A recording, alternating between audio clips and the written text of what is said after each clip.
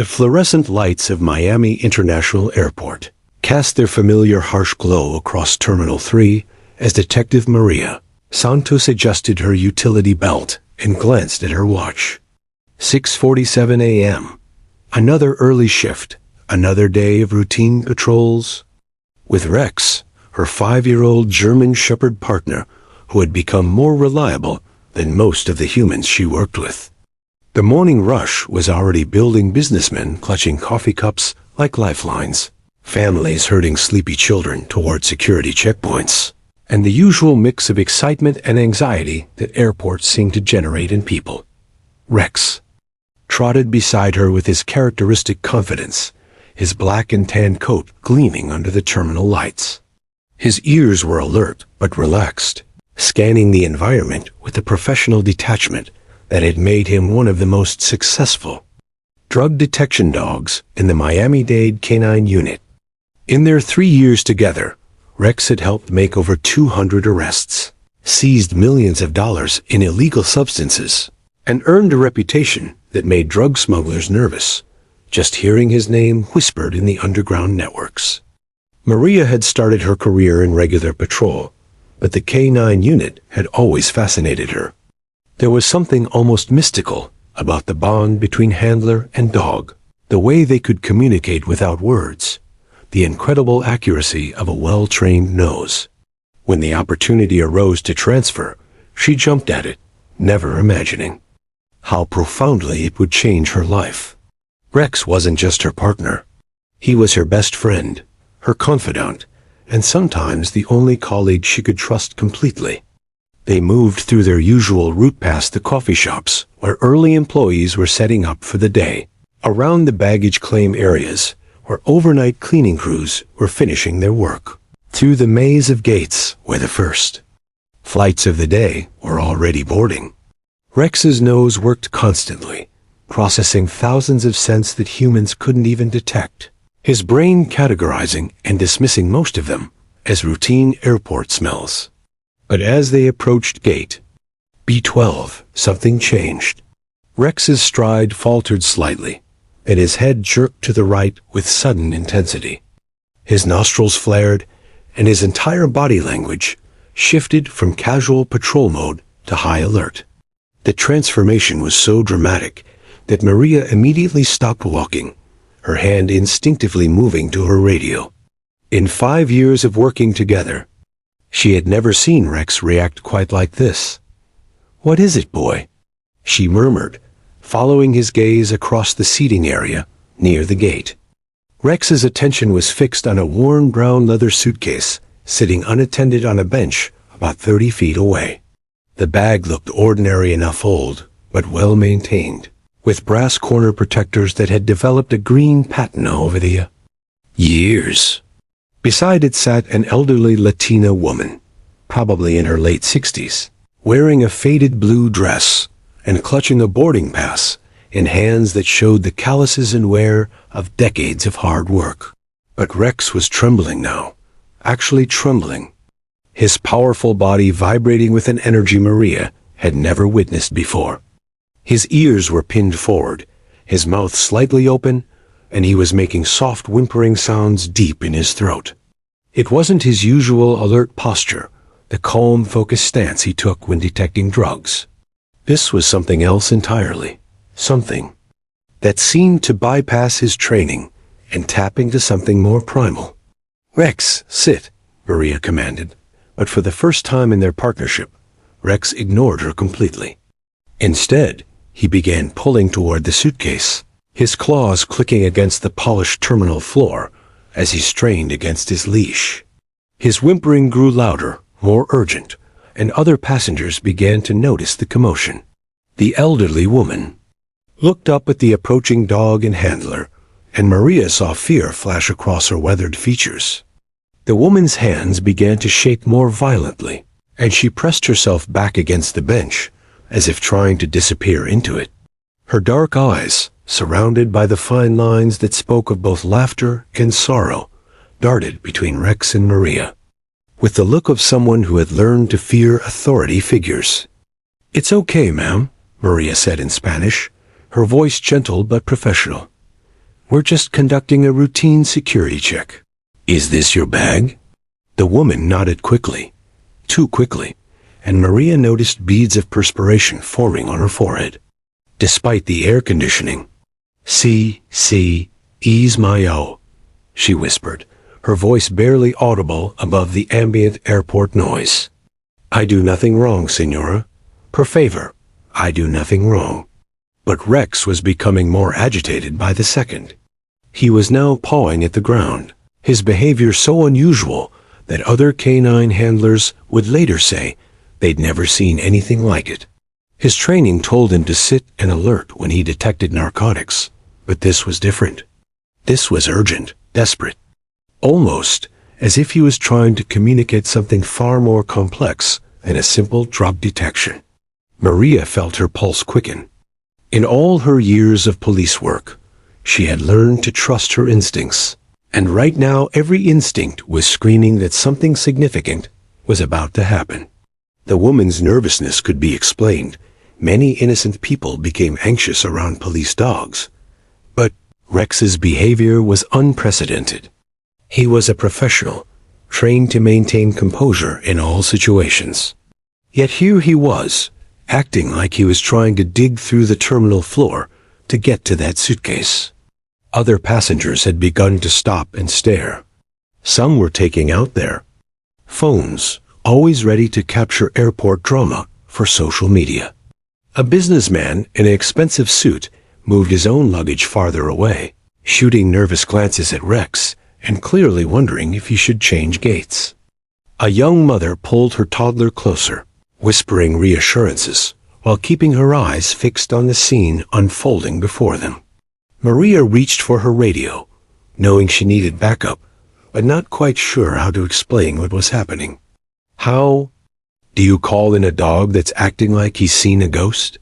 How do you request assistance for a situation you don't understand yourself? Unit 47 to dispatch, she said into her radio, never taking her eyes off Rex, who was now circling the suitcase like a shark circling prey. I need additional units to Terminal 3, Gate B12, possible narcotics detection, but unusual circumstances.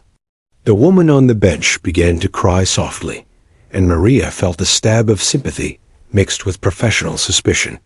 In her experience, drug mules came in all shapes and sizes, and using elderly people as carriers was a common tactic. But something about this woman's fear seemed different, more profound than simple worry about getting caught with contraband. As backup officers began arriving, Rex's behavior reached a crescendo. He was barking now, sharp, urgent barks that echoed through the terminal. His entire body language screaming that whatever was in that suitcase demanded immediate attention. But it wasn't his drug alert bark. Maria knew that sound by heart. This was something else entirely, something she couldn't identify, but couldn't ignore. The moment had arrived when that ordinary brown suitcase would be opened, and none of them, not Maria, not the backup officers, not the crying woman, and certainly not the gathering crowd of curious passengers, could possibly imagine what they were about to discover inside. Elena Morales had faced many terrifying moments in her 67 years of life, but nothing had prepared her for this. The circle of uniformed officers growing around her felt like a tightening noose, their radios crackling with codes she didn't understand, their faces stern and suspicious. A German shepherd continued his frantic behavior, and with each bark, Elena felt her carefully constructed world threatening to collapse around her. "Por favor, senors," she whispered, her voice barely audible above the growing commotion. Her weathered hands, marked by decades of cleaning offices and scrubbing floors, trembled as she clutched her boarding pass to Los Angeles. The paper was already damp with perspiration from her palms, the ink beginning to smudge where her thumb pressed against the gate number. B23, departure 9:15 a.m. Less than 2 hours until the most important flight of her life. Detective Santos Elena had caught her name from the radio chatter crouched down to Elena's eye level, her expression a mixture of professional concern and genuine confusion. "Ma'am, I need you to remain calm," Maria said in fluent Spanish, her voice gentle but firm. "Can you tell me what's in the suitcase? My partner here is indicating there might be something of concern inside." Elena's heart hammered against her ribs, so hard she was certain everyone could hear it. How could she explain what was truly in that battered brown suitcase? How could she make these officers understand that it contained not contraband, but her entire reason for living? The thought of them rifling through her most precious possessions, treating her treasures like evidence in some criminal case, made her stomach lurch with nausea. Is my life," she managed to say in broken English, tears now flowing freely down her cheeks. "My family me FAMILIA . Everything I have of them." She gestured helplessly at the suitcase, then at her boarding pass. "I go to Los Angeles today. After 15 years, I see them again today." The backup officers exchanged glances that Elena didn't miss. She had seen those looks before, the suspicious skepticism that law enforcement officers developed after years of hearing elaborate stories from people trying to hide illegal activities. To them, she was just another elderly woman with a convenient sob story, probably carrying drugs for some cartel that preyed on desperate immigrants. Sergeant Mike Rodriguez, a 20-year veteran of airport security, stepped forward with the weary expression of someone who had heard every excuse in the book. "Ma'am, we need to search the bag. This dog has never been wrong about detecting narcotics, and his behavior suggests there's something significant inside. If you cooperate, this will go much easier for everyone." "Oh, no. Elena stood up abruptly, her small frame shaking with desperation. "You no understand. Inside is ... is ... She struggled to find the English words, her limited vocabulary failing her at the moment when she needed it most. In Spanish, she could have painted them a picture of sacrifice and love, could have made them understand the sacred nature of what she carried. But in English, she felt like a child, fumbling with inadequate words to express the deepest emotions of her heart. The crowd of onlookers had grown significantly. Passengers waiting for their own flights had gathered at a respectful distance, some filming with their phones, others simply watching with the morbid fascination that accidents and confrontations seemed to inspire. Elena could hear their whispered conversations, catching fragments in both English and Spanish. "Drug mule. So sad. Always the old ones they use. Probably doesn't even know what she's carrying." Each comment felt like a knife in her chest.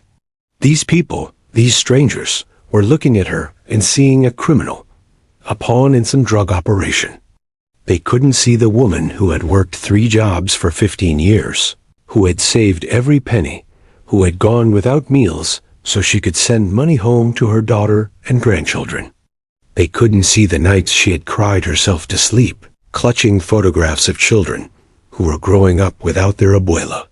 "Please," Elena tried again, switching back to Spanish and hoping Detective Santos would translate for the others.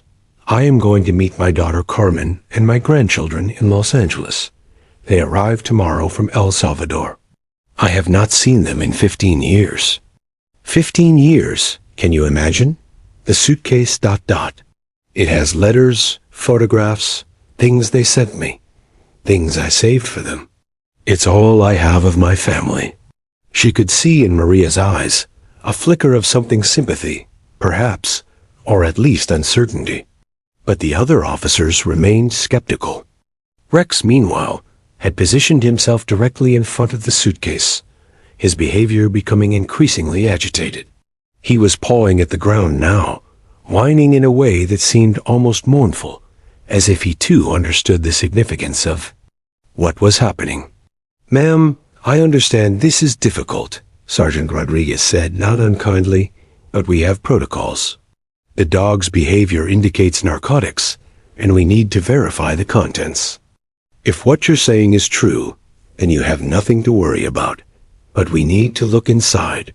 Elena felt the world spinning around her. The bright terminal lights seemed too harsh, the sounds of the airport too loud. Her legs felt weak, and she had to sit back down on the bench to keep from falling. 15 years of working toward this moment, 15 years of sacrifice, of loneliness, of dreaming about the day when her family would be together again. And now it might all fall apart because of a confused dog and suspicious officers.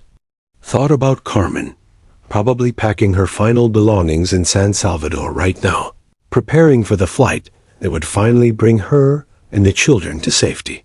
She thought about her grandchildren, now 15 and 13, who had grown up knowing their grandmother only through letters and photographs.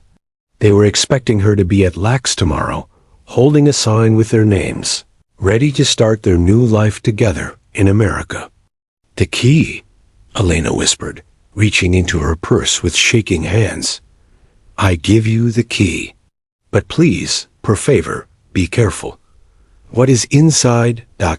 is my heart, is all I have left of my family." She held out a small brass key, worn smooth from years of use, attached to a keychain with a faded photograph of two small children.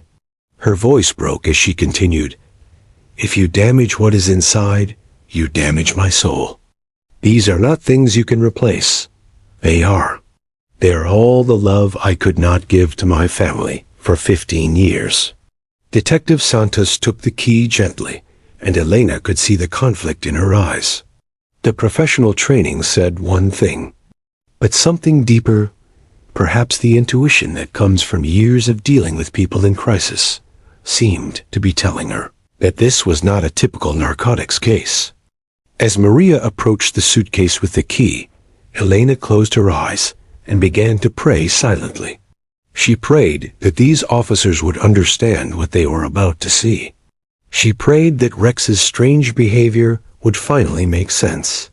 And she prayed that somehow, despite this nightmare, she would still make it to Los Angeles in time to meet the family she had been separated from for far too long. The key turned in the lock with a soft click that seemed to echo through the terminal. And Elena's fate, along with the mystery of Rex's behavior, was about to be revealed. The brass key turned with a soft metallic whisper that seemed to silence the entire terminal. Detective Maria Santos felt the weight of dozens of eyes upon her as she slowly lifted the worn leather lid of Elena's suitcase. The crowd of onlookers held their collective breath. Airport security personnel positioned themselves strategically, and even Rex seemed to pause his frantic behavior for a moment, as if he too understood the gravity of what was about to be revealed. What Maria saw first defied every expectation she had built during her years in law enforcement. Instead of the neat packages of drugs wrapped in plastic that she had seen hundreds of times before, instead of the carefully concealed weapons or bundles of cash that smugglers typically tried to transport, Maria found herself staring at what looked like a shrine to human love and devotion. The entire suitcase was meticulously organized, every inch utilized with the careful precision of someone who had treated this packing as a sacred ritual. Layers of tissue paper, yellowed with age but still carefully folded, separated different sections of the case. The scent that rose from the open suitcase was a complex mixture of lavender soap, old paper, and something indefinable that spoke of years of careful preservation. In the top layer, dozens of letters were arranged in neat bundles, each tied with ribbon that had once been bright colors, but had faded to soft pastels over time. The envelopes bore stamps from El Salvador, and Maria could see that they were organized chronologically, starting from the left side of the suitcase and moving right, creating a timeline of correspondence that spanned what appeared to be over a decade. "Dios mío," whispered Officer Carmen Vasquez, who had just arrived as backup and was now peering over Maria's shoulder. As the only other Spanish-speaking officer on scene, she had been called in to help with translation.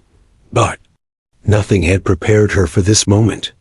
Beneath the letters, carefully wrapped in what appeared to be children's clothing, tiny t-shirts and small dresses that had been repurposed as protective wrapping, were hundreds of photographs. Maria lifted one bundle carefully, as if handling a precious archaeological artifact, and found herself looking at a photographic diary of two children growing up in absence of their grandmother. The photos began with images of toddlers, a boy and a girl with Elena's same dark eyes and gentle smile, and progressed chronologically through missing teeth, school uniforms, birthday parties, Christmas mornings, and graduations. Each photo was labeled in careful Spanish script with dates and brief descriptions. Miguel, primer día de escuela, 2011, ... Sofia, periodo siguiente, 2012, ... Los dos, Navidad, 2015. But it was the small wooden box nestled in the corner of the suitcase that made Maria's breath catch in her throat. With trembling hands, she opened it to reveal compartments lined with soft fabric, each containing what could only be described as relics of childhood. Baby teeth were preserved in tiny envelopes, each marked with a child's name and the date it was lost. Locks of hair, soft and silky, were wrapped in tissue paper with notes like Sophia's first haircut, age 3 inches, and Miguel's curls before school started. There were other treasures too. A small wooden toy car, obviously hand-carved and worn smooth from play.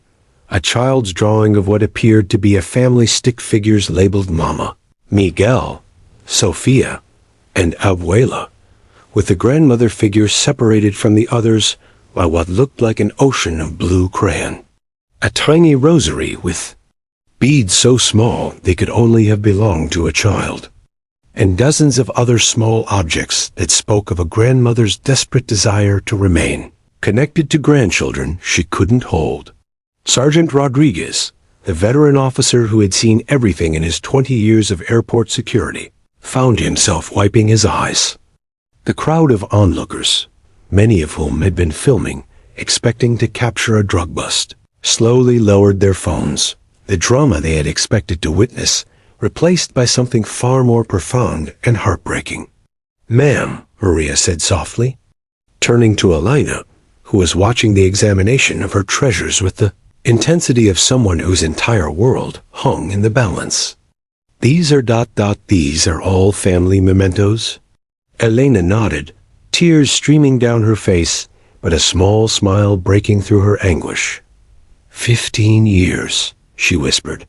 Every letter they send, every picture, every little thing that connects me to them. When I left El Salvador, I promised my daughter I'd come back for them. But legal immigration, it takes so long, so much money. So I work, and I save, and I collect everything they send me, waiting for the day we can be together again." Rex, as if finally satisfied that the contents were being treated with appropriate reverence, sat down beside the suitcase and placed his nose gently on the edge. His earlier frantic behavior had completely disappeared, replaced by what could only be described as protective vigilance. It was as if he understood that he had been the instrument through which this family's story would be told. Officer Vasquez picked up one of the more recent letters, dated just 3 months earlier. "Elena," she read aloud in Spanish, then translated for the others. "Abuela, Sofia graduated from secondary school. She wants to study nursing when we get to America, like you always said she should. Miguel is now taller than Mama, but he still sleeps with the teddy bear you sent him 3 years ago. We count the days until we see you. We have been apart too long."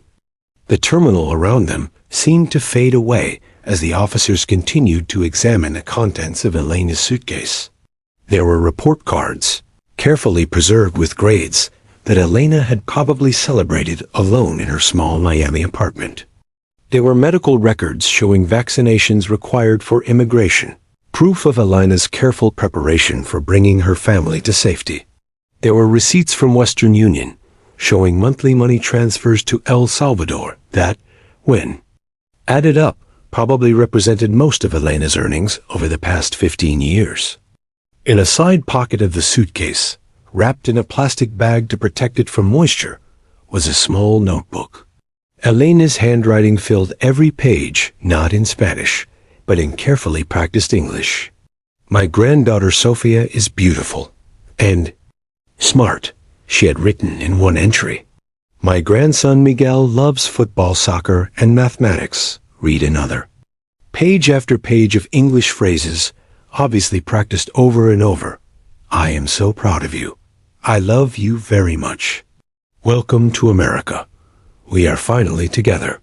The realization hit everyone at the same time. Elena had spent years teaching herself English so she could communicate with her grandchildren in their new language. She had been preparing not just financially and legally for their reunion, but emotionally and linguistically, wanting to be able to express her love in the language of their new country. Maria looked at her watch. 8:23 a.m. Elena's flight to Los Angeles was scheduled to depart in less than an hour, and somewhere in El Salvador, Carmen and her children were probably making final preparations for their own journey to Lax, unaware that their family reunion was being threatened by an airport security incident thousands of miles away. But as Maria looked around at her fellow officers, at the crowd of onlookers who had been transformed from curious spectators into moved witnesses, and at Rex sitting guard over a suitcase full of love letters and family memories, she realized that this was no longer a security incident. This was the moment when a family separated by poverty, violence, and immigration barriers was about to be reunited, and a confused German shepherd had somehow become the unlikely hero of their story. The question now was not what Elena was hiding in her suitcase, but whether she would make it to Los Angeles in time to meet the family she had been protecting and preparing for through 15 long years of separation. With the contents of her suitcase spread before them like chapters of an unfinished novel, Elena Morales began to tell her story, not in the broken English that had failed her during the crisis, but in rapid flowing Spanish that Officer Carmen Vasquez translated with growing emotion for the gathered crowd of security personnel and onlookers. It was March 15, 2010, Elena began, her voice growing stronger as she found her native language again. The gangs had taken over our neighborhood in San Salvador. 1013 was recruiting boys as young as 12, and if they refused, she paused, her hands unconsciously smoothing the fabric of her dress, a nervous habit developed over years of anxiety. They would kill entire families as examples. My daughter Carmen was 22, working in a textile factory for barely enough to feed her 2 babies. Miguel was 3. Sophia was 18 months old. Detective Maria Santos found herself leaning forward, completely absorbed in Elena's narrative. Around them, the normal bustle of the airport seemed to fade into background noise as Elena's story unfolded like a tragic epic that had been compressed into one woman's heart for far too long. The factory where Carmen worked was attacked. Elena continued, tears beginning to flow again, but her voice remaining steady. Gang members came looking for protection money. When the owner refused to pay, they shot 3 workers as a warning. Carmen called me that night, terrified. She said they had been asking about young mothers, about their children. We both knew what that meant. Officer Vasquez paused in her translation, visibly shaken by the implications. The crowd around them had grown silent, the earlier excitement of witnessing a potential drug bust replaced by the sobering reality of a family torn apart by violence and poverty. I had a decision to make, Elena said, her voice becoming quieter but more intense. I could try to bring all of us to America together, but we had no money, no connections, no legal papers. It would take years to get visas for everyone, if we could get them at all. Or I could go first, alone, and work to bring them later legally, safely.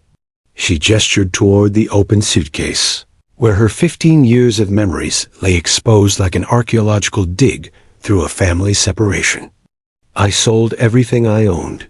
My mother's jewelry, the little house my husband left me when he died, even my wedding dress. It gave me enough money for one airplane ticket and the fees for a tourist visa. I told Carmen I would be back for them in 6 months, maybe a year at most. The irony wasn't lost on anyone present. Elena had entered the United States legally, with proper documentation, carrying nothing more dangerous than a broken heart and desperate determination to save her family. Those first months in Miami were... Elena searched for words, her hands gesturing helplessly. I spoke no English. I had no friends, no family. I cleaned office buildings at night because it paid more than day work, and the supervisor didn't. Asked too many questions about my English. $3.50 an hour, cash, no questions. She pointed to one of the earlier letters in her suitcase. Carmen's first letter came 4 months after I left. Miguel had started asking where. Abuela had gone. Sofia, she was so young, she had forgotten me already.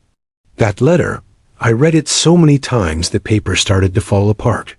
I kept it in my pocket while I worked, and I would take it out when the supervisors weren't looking, just to feel connected. To them, Detective Santos noticed that several of the onlookers were now openly crying. Even Sergeant Rodriguez, who prided himself on maintaining professional detachment, was repeatedly clearing his throat and looking away.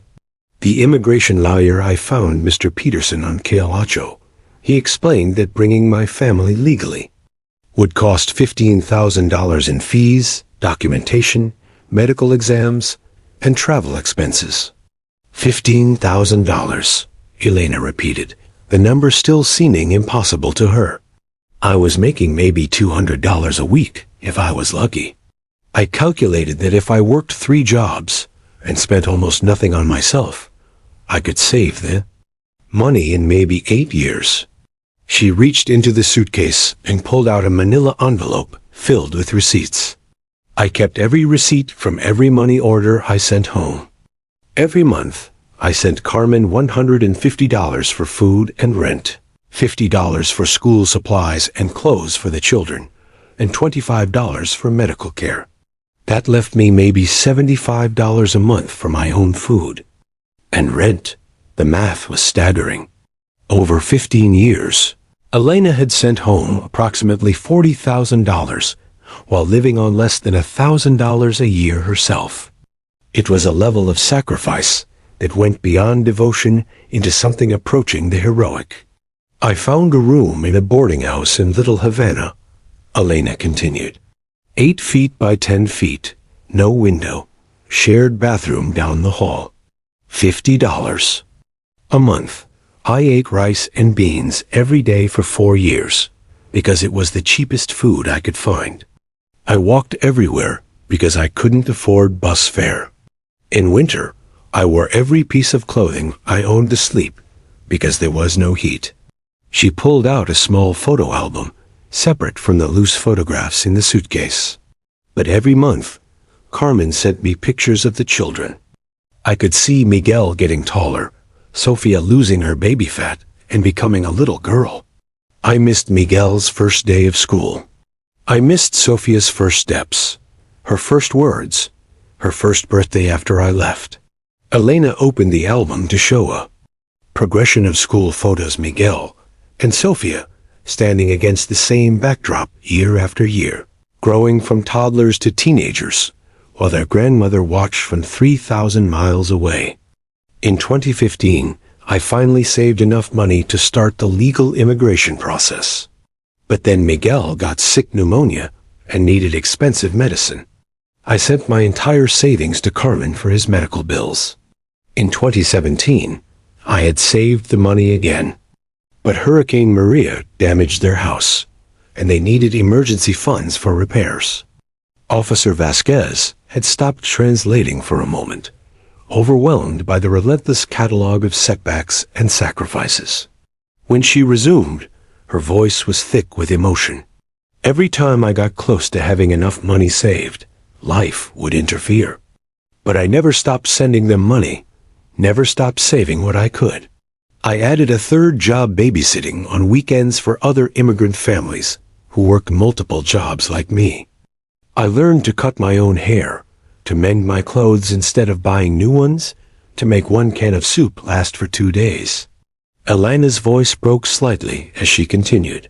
The hardest part wasn't the hunger or the loneliness or the exhaustion from working 18 hours a day. The hardest part was watching my grandchildren grow up in photographs, knowing that every day I delayed was another day of their childhood I would never get back. She pointed to one of the recent letters. Last year, Sophia wrote to me that she was applying to universities. Miguel wrote that he had a girlfriend.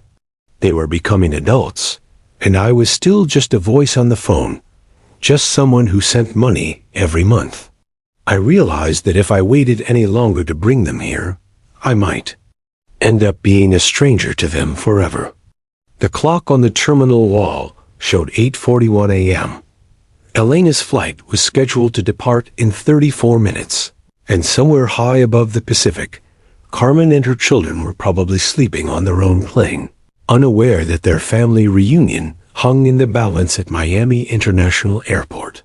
But as Elena finished telling her story, something had shifted in the atmosphere around Gate B12.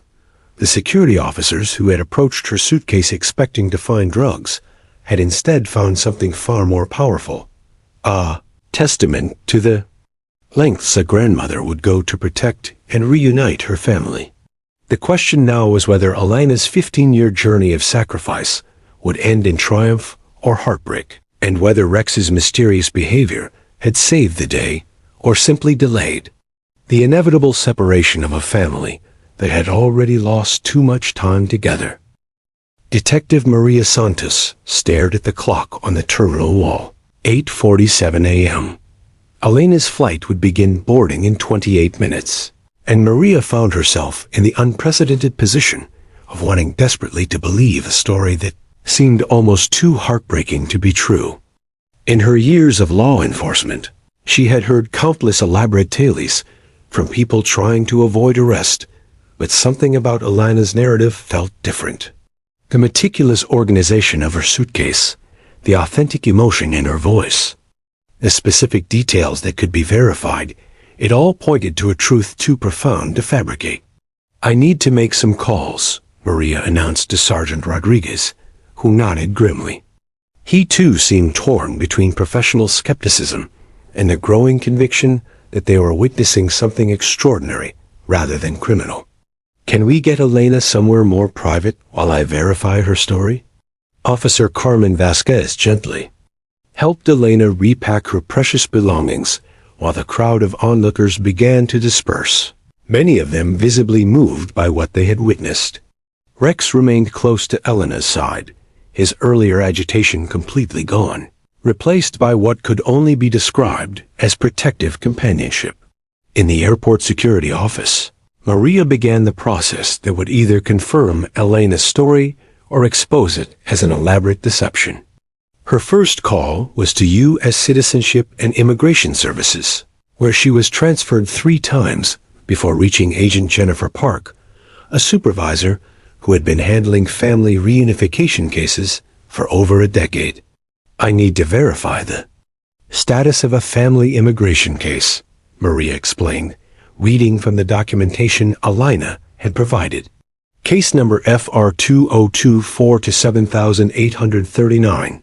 Applicant Carmen Morales and 2 dependents from El Salvador." The sound of typing filled the phone line as Agent Park pulled up the case file. "Yes, I have it here," she said after a moment.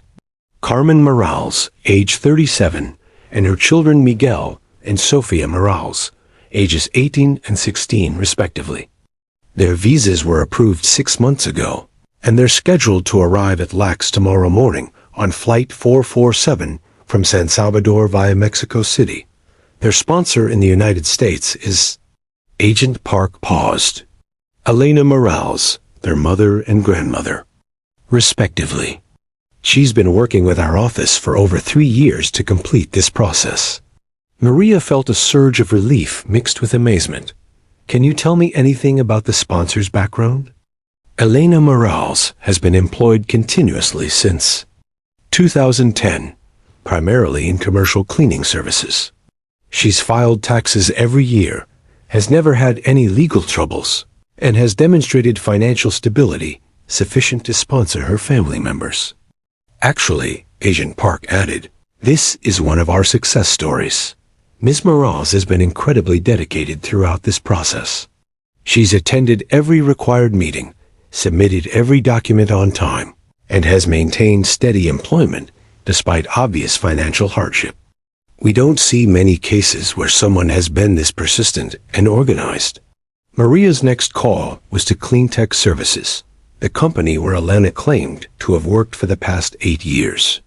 A manager, Robert Chun, answered on the second. Ring? Elena?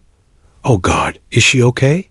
Was his immediate response when Maria identified herself as a police officer. She's one of our most reliable employees. Works the overnight shift cleaning the Brickell Avenue office complex. Never missed a day in 8 years, except when she had to go to immigration appointments. Can you tell me about her character? Maria asked. Look, officer, I've had hundreds of employees come and go over the years. Elena is different. She shows up early, stays late, never complains about the work. She speaks better English now than when she started, but she's always been respectful and hardworking. The other employees love her. She's like a mother figure to some of the younger workers. If Elena's in trouble, it's not because she did anything wrong. Maria's third call was to St. Catherine's Catholic Church in Little Havana, where Elena had listed herself as a volunteer on her immigration paperwork. Father Miguel Rodriguez answered personally. Elena Morales? She's been coming to our church for over 10 years, the priest said immediately. Every Sunday morning after her night shift, still wearing her work uniform sometimes. She volunteers in our food pantry, helps with the children's Sunday school even though she doesn't have family here.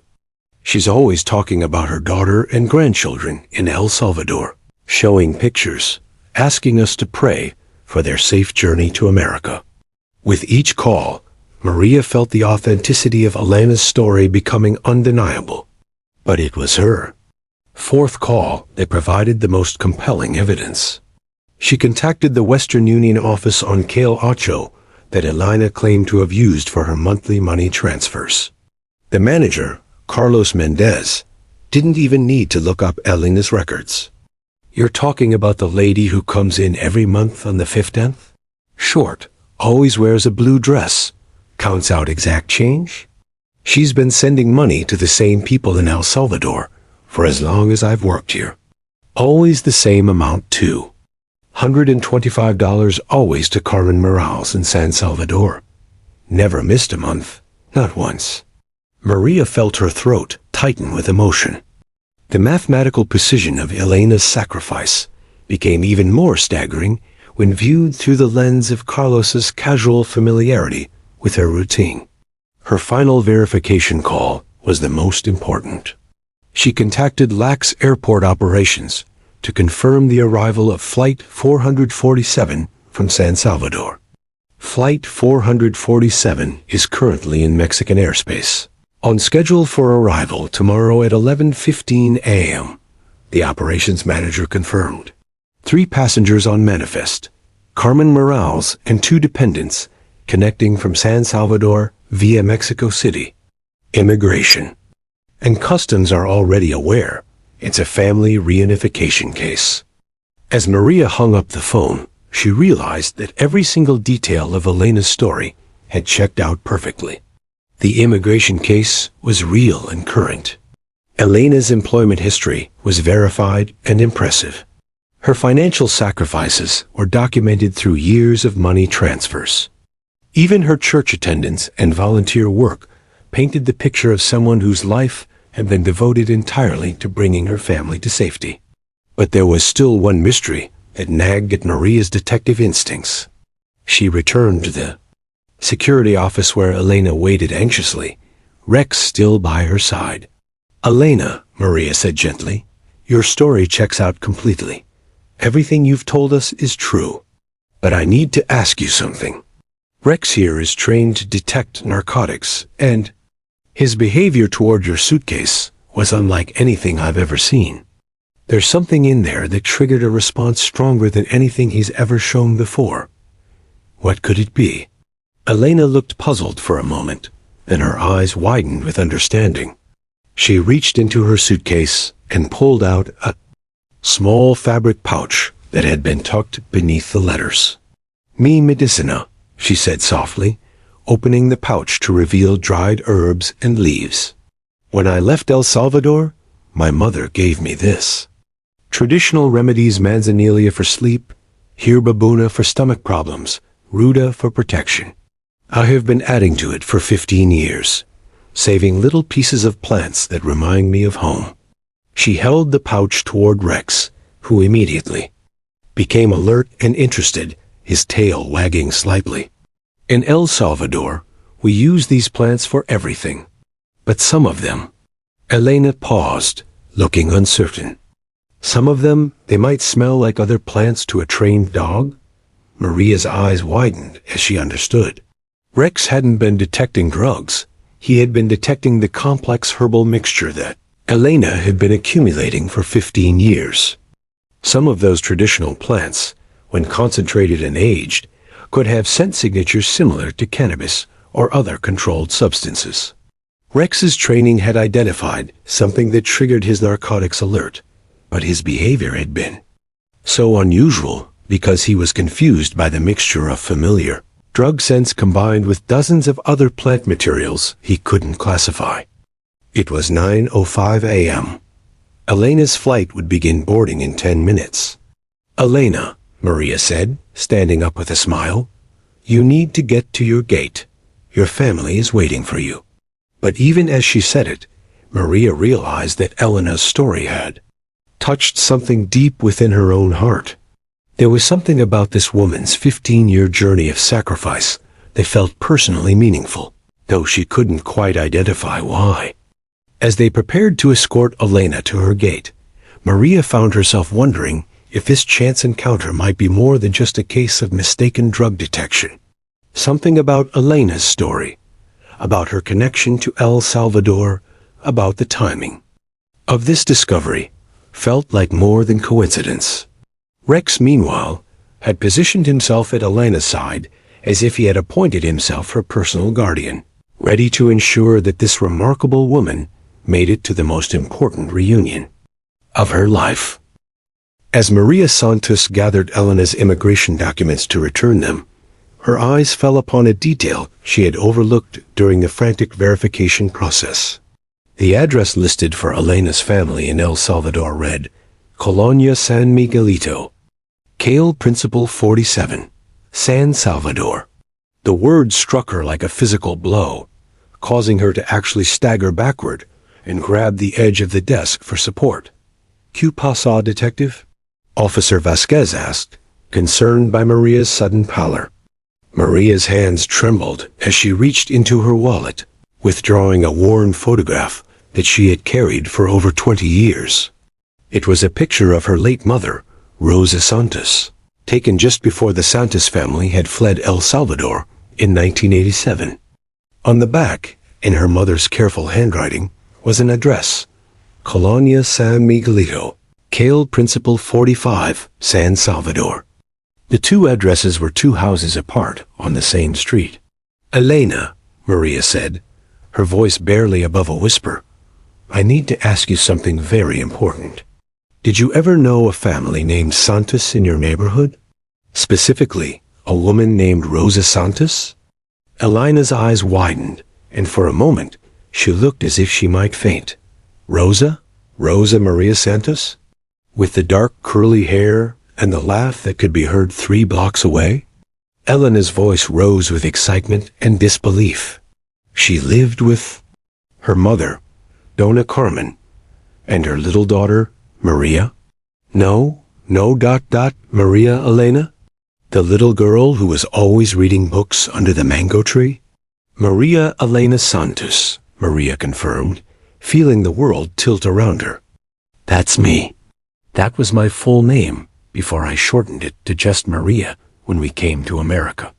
The security office fell into stunned silence. Rex, as if sensing the profound significance of the moment, moved to position himself between the two women, his tail wagging slowly as he looked back and forth between them. Dios mío! Elena exclaimed, reaching out with shaking hands to touch Maria's face. Little Maria Elena, you had those big dark eyes, and you were always so serious, always asking your mama why the sky was blue and why flowers smelled good. Rosa used to say you would grow up to be someone important, someone who helped people. Tears began streaming down both women's faces as the impossible coincidence revealed itself. Elena continued, her words tumbling over each other in rapid Spanish that Officer Vasquez could barely keep up with in translation. Your mama and I, we were cousins through our grandmothers.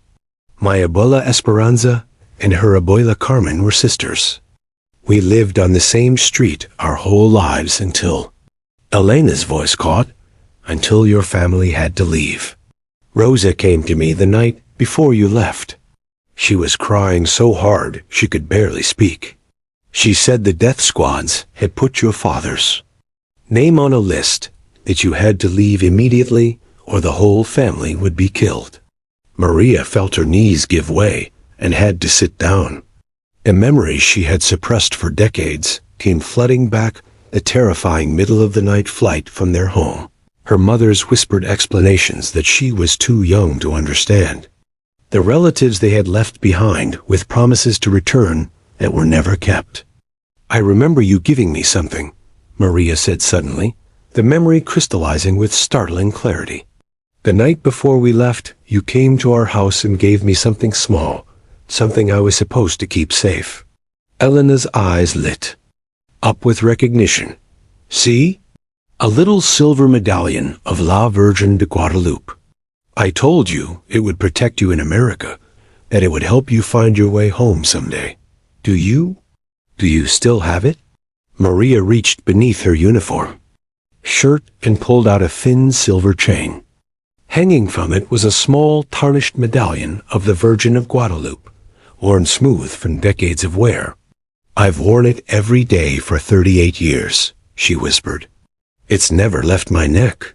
Elena broke down completely, sobbing with a mixture of joy and grief that seemed to contain decades of suppressed emotion. Rosa wrote to me for the first few years after you left, she managed between sobs. She said you were doing well in school, that you were learning English so fast it amazed her. But then the letters stopped coming. I tried to find your family through the church, through relatives, but it was like you had disappeared into America. My mother died 12 years ago, Maria said softly. Cancer. She talked about El Salvador sometimes, about the family we left behind, but she was always too sad to say much. She kept saying she wished she could have said goodbye properly, that she wished she could have thanked the people who helped us escape. Elena reached into her suitcase and pulled out a small address book, its pages yellowed and worn. She flipped through it until she found what she was looking for, a page with Santos, Rosa written at the top, followed by an address in Miami that had been crossed out and rewritten several times. I never stopped looking for your family, Elena said. Every time I learned a new address or phone number for any Santos family in Miami, I wrote it down. I must have called 50 families over the years, hoping to find Rosa. I always dreamed that someday we would be reunited, that our families would be together again in America. The clock showed 9:08 a.m. Elena's flight was beginning to board, but neither woman seemed to notice. Elena, Maria said, standing up and taking the older woman's hands in hers. My mother would have wanted to be there when your family arrives. She would have wanted to welcome Carmen and the children to America, to help them start their new life here. But Rosa is not here, Elena said sadly. "No," Maria replied, her voice growing stronger with sudden resolve. "But I am. And if you'll let me, I want to go with you to Los Angeles. I want to be there when you meet your grandchildren for the first time. I want to help you welcome your family to America, the way my mother would have done if she were still alive." Elena stared at Maria in amazement. "You would do that? You would come with me?" "Elena, for 38 years I've carried your medallion and wondered about the family we left behind in El Salvador. Rex didn't just detect something in your suitcase. He led me to the family connection my mother always hoped we would find. Again, this isn't coincidence. This is meant to be." Sergeant Rodriguez, who had been listening to this extraordinary revelation in stunned silence, stepped forward. "Detective Santos, if you want to accompany Ms. Morales to Los Angeles, I can arrange for emergency leave. This is unlike anything I've seen in 20 years of police work." Elena pulled Maria into a fierce embrace, the kind of hug that bridges decades of separation and loss. "Rosa always said her little Maria Elena would grow up to be an angel," she whispered. "Now I know she was right." As they prepared to leave the security office, Rex positioned himself between them, as if he understood his role in bringing these two families back together. The German shepherd who had been trained to detect drugs had instead detected something far more valuable, connection that had been lost for nearly 4 decades and was finally being restored. At 9:12 a.m., with boarding announcements echoing through Terminal 3, 2 women who had been separated by immigration, war, and decades of silence walked toward Elena's gate together. One carrying a suitcase full of 15 years of patient love, the other wearing a medallion that had protected her through 38 years of separation from her roots. Neither of them yet realized that the most extraordinary part of their story was still ahead of them, waiting at Lax, where a family reunion would become something even more miraculous, the restoration of connections that had been broken by violence, but preserved by love across continents and generations.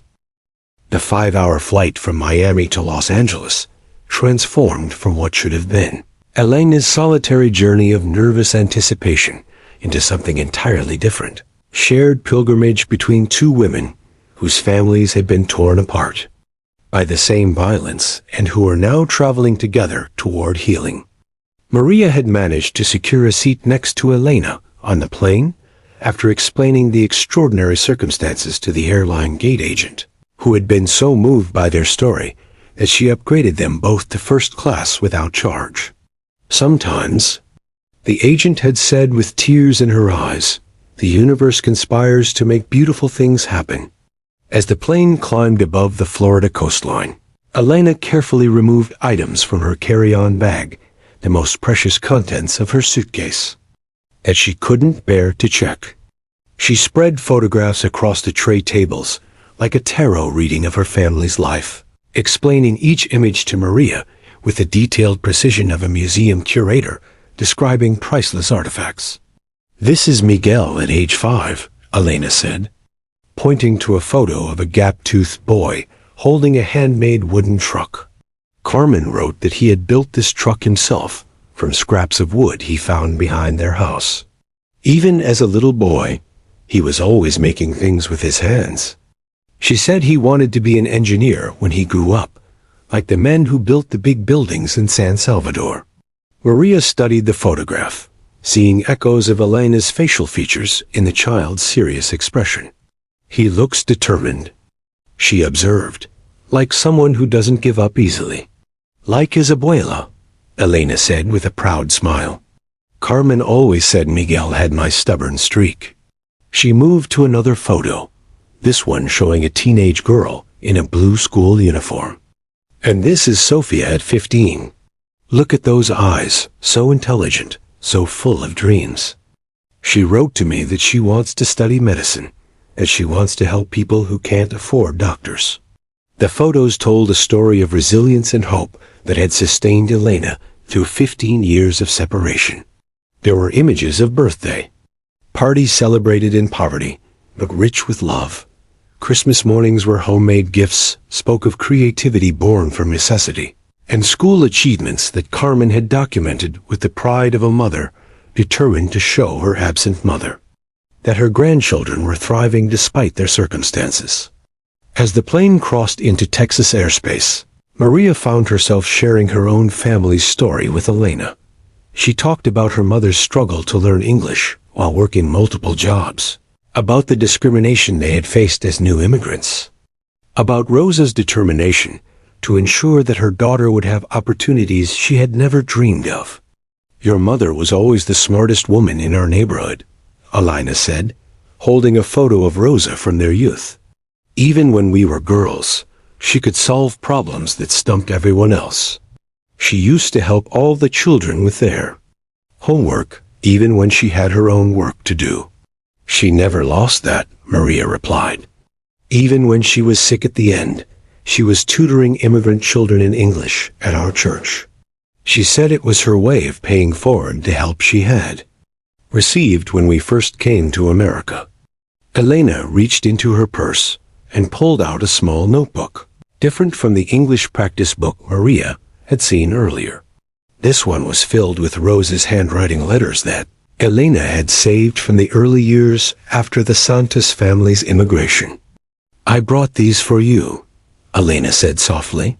"Your mother's letters. I could never throw them away because they were all I had left of her, but they belong with you now." Maria accepted the notebook with trembling hands, recognizing her mother's careful script. The first letter was dated just 3 months after their arrival in Miami. "Querida Elena, Maria Elena asks about you every day. She says she dreams about the mango tree in your yard and wants to know when we can go home. I don't know how to tell her that we may never go home again, but perhaps someday home will come to us." As Maria read her mother's words, she began to understand the depth of grief Rosa had carried for the family and community they had been forced to abandon. Her mother had not just lost a country, she had lost sisters, cousins, lifelong friends, and a way of life that could never be recovered. The plane began its descent into Los Angeles as Elena prepared for the reunion she had been dreaming about for 15 years. She opened her compact mirror and attempted to fix her hair, smoothing down the gray strands with nervous hands. "How do I look?" she asked Maria anxiously. "It's been so long. What if they don't recognize me? What if I don't recognize them? Miguel was barely 3 when I left, and now he's 18. Sofia was just a baby, and now she's a young woman." "Elena," Maria said, taking her hands, "love doesn't change. They will know you the moment they see you, just like I knew you were family even before you told me who you were." At LAX, they made their way through the bustling international terminal to the arrivals area where families waited for loved ones from around the world. Elena clutched her handmade sign carefully lettered in both Spanish and English. "Familia Morales, bienvenidos a America, welcome to America." The arrivals board showed that Flight 447 from Mexico City was on time, due to arrive in 23 minutes. Elena found a spot with a clear view of the customs exit and began what felt like the longest wait of her life. "Tell me about them," Maria said, trying to distract Elena from her nervous energy. "What are they like now?" Elena's eyes lit up as she began describing her family based on their recent letters and phone calls. "Carmen has become so strong, so independent. She had to be raising 2 children alone while I was gone. She works as a seamstress now, makes the most beautiful dresses. She sent me pictures of her work, and I could see Rosa's artistic talent in every stitch." She pulled out her phone, showing Maria recent photos that Carmen had texted. "And Miguel, he graduated at the top of his class in mathematics. The school principal wrote to me personally, saying Miguel had the potential to study engineering at university if we could find a way to pay for it. And Sofia, she speaks 3 languages now: Spanish, English, and she taught herself Portuguese by watching Brazilian television shows. As they waited, other families around them were experiencing their own reunions. Maria watched an elderly man embrace a young woman who could only be his granddaughter, both of them crying with joy.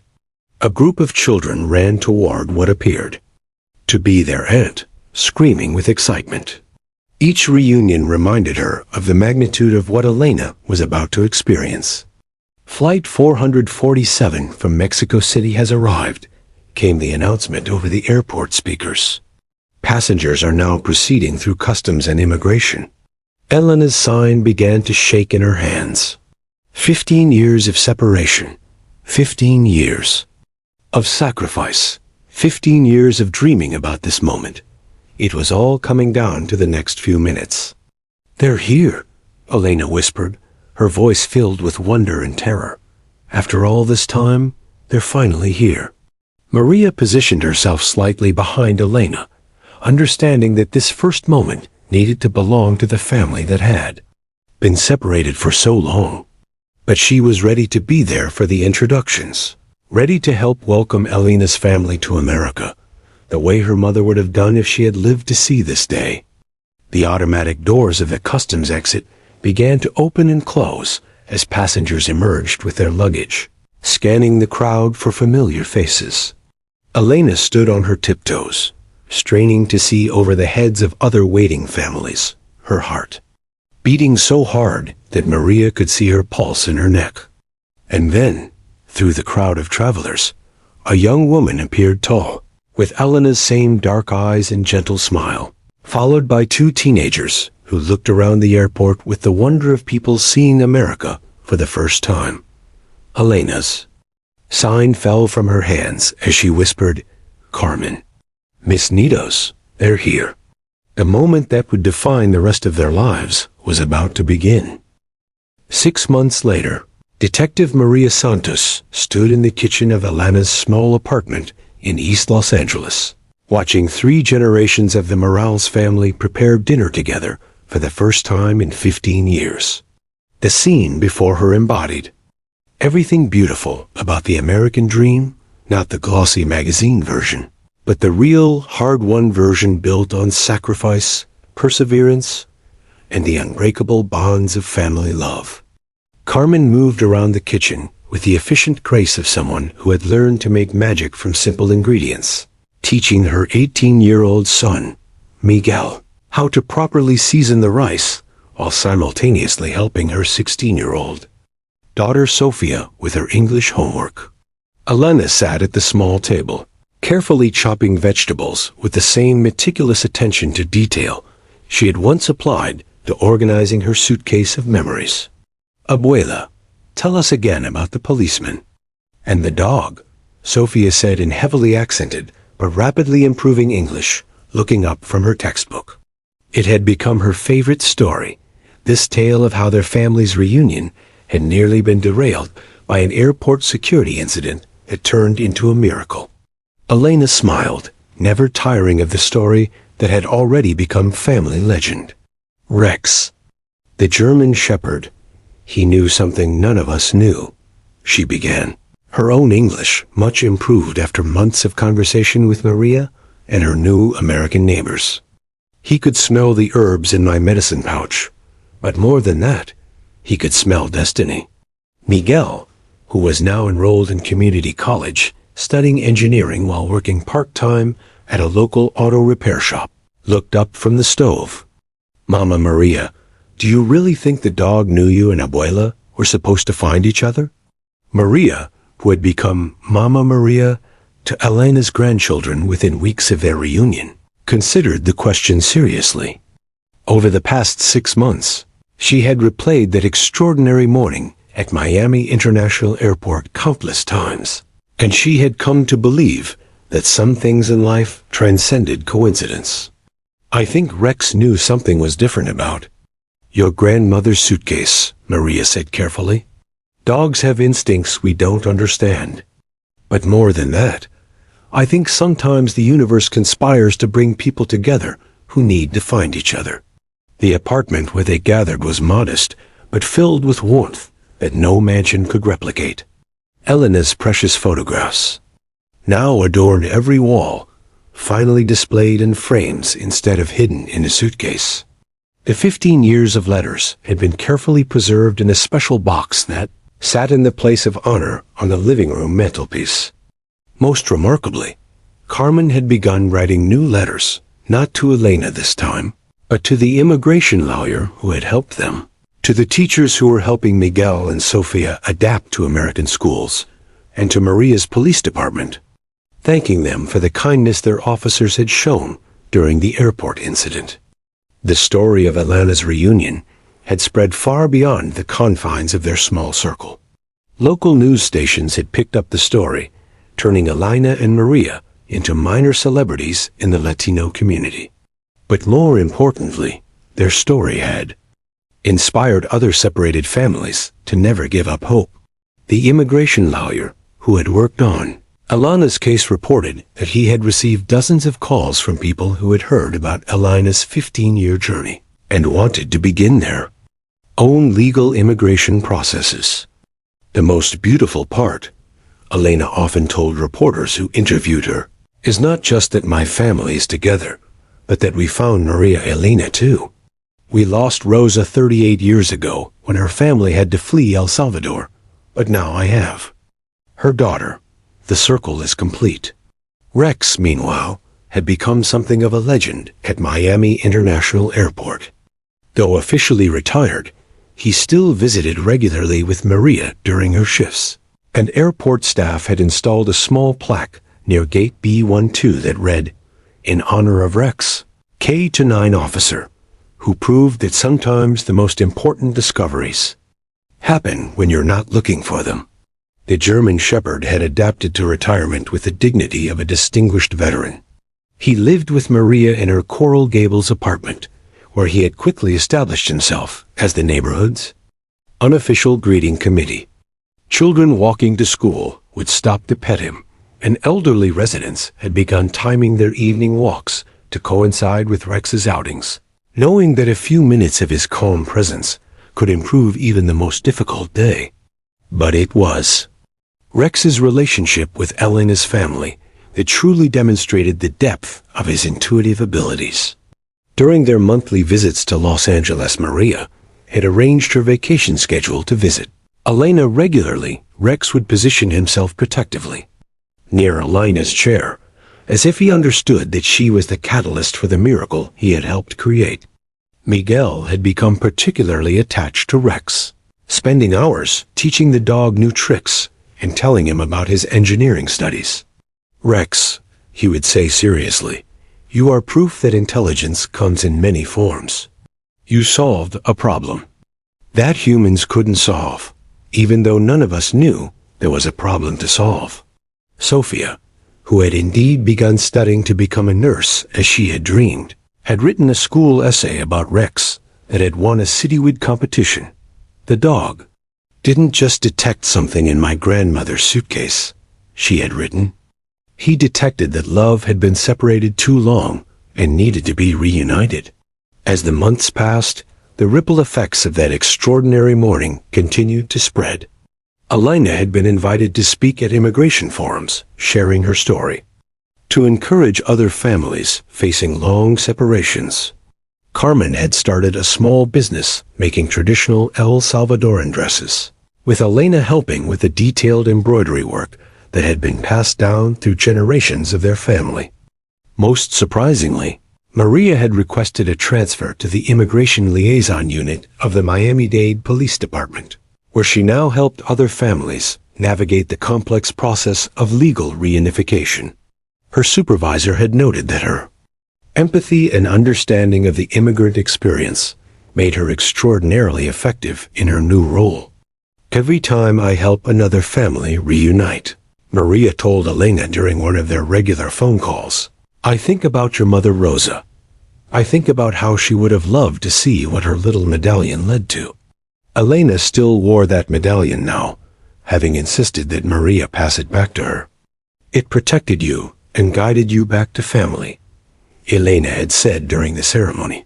"Now it will protect all of us together." On this particular evening, as they sat around Elena's dinner table, sharing stories and planning for Miguel's upcoming enrollment at UCLA and Sophia's high school graduation. Maria looked around at the faces surrounding her and marveled at the journey that had brought them all together. Rex lay contentedly at Elena's feet, occasionally lifting his head when the conversation grew animated, but otherwise seeming to understand that his work was complete. He had done what no human could have done. He had detected not drugs or weapons or contraband, but the presence of love that had been separated too long. As Elena began telling the story of Rex and the suitcase once again, this time for the benefit of Carmen's new boyfriend, who was joining them for dinner, Maria reflected on the lesson that an airport security dog had taught them all. Sometimes the most important discoveries in life happen not when we're searching for something specific, but when we're open to finding what we never knew we needed. Outside the apartment windows, Los Angeles sparkled in the evening light, a city of dreams where a German shepherd's confusion had led to the restoration of connections that war and poverty had broken, proving that miracles still happen in the most unexpected places, guided by the most unlikely angels.